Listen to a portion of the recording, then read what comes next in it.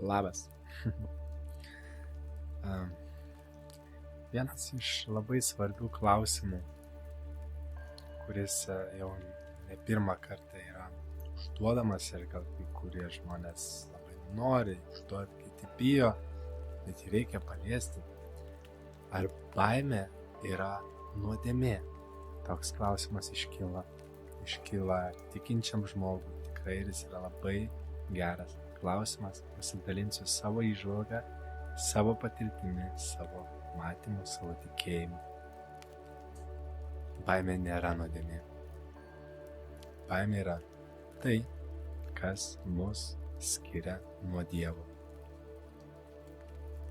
Todėl mes ir lygiuojamės į Jėzų Kristų, nes jisai neturėjo jokios baimės.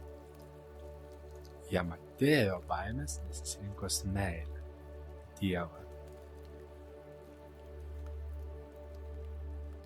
O jis tas baimės, taip kaip jis mokėjo, taip kaip jis buvo atsidavęs Dievui, niekas kitas to nepadarė ir turbūt, nežinau, ar ir padarys, bet iš jo reikia mokytis. Tad baimė tai yra tai, kas skiria mus nuo Dievo, tai kas skiria mus nuo to, kaip darė Jėzus, koks buvo Jėzus, mus skiria tai baimė. Tai baimė gali būti visokių pasaulietiškų, paprastų baimių.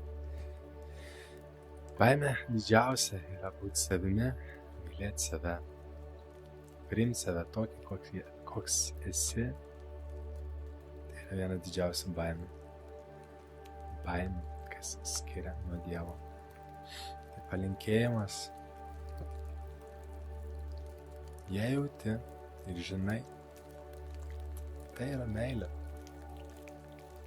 Ateis didelės baimės, per žmonės, per artimuosius, per bet ką.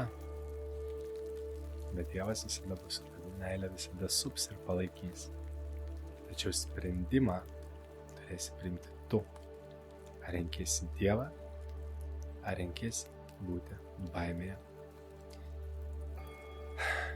Labai linkiu tau pasirinkti meilę, Dievą ir patirti tą malonę, taiką širdį, ramybę protą. Ir tada belieka pasakyti: Aleliuja, Dieve, ačiū tau už viską, už visas tas baimės, kas jūs buvo didžiausia malonė. Tik dabar tai supratau.